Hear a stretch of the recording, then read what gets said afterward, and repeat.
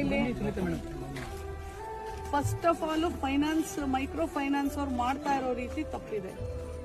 ನಾನ್ ನಿಮ್ಗೆ local police station ಅವ್ರಿಗೆ ಹೇಳ್ತಾ ಇದ್ದೀನಿ, ಮೈಕ್ರೋ ಫೈನಾನ್ಸ್ ಗಳ ಹಾವಳಿ ನಿಲ್ಲಬೇಕು.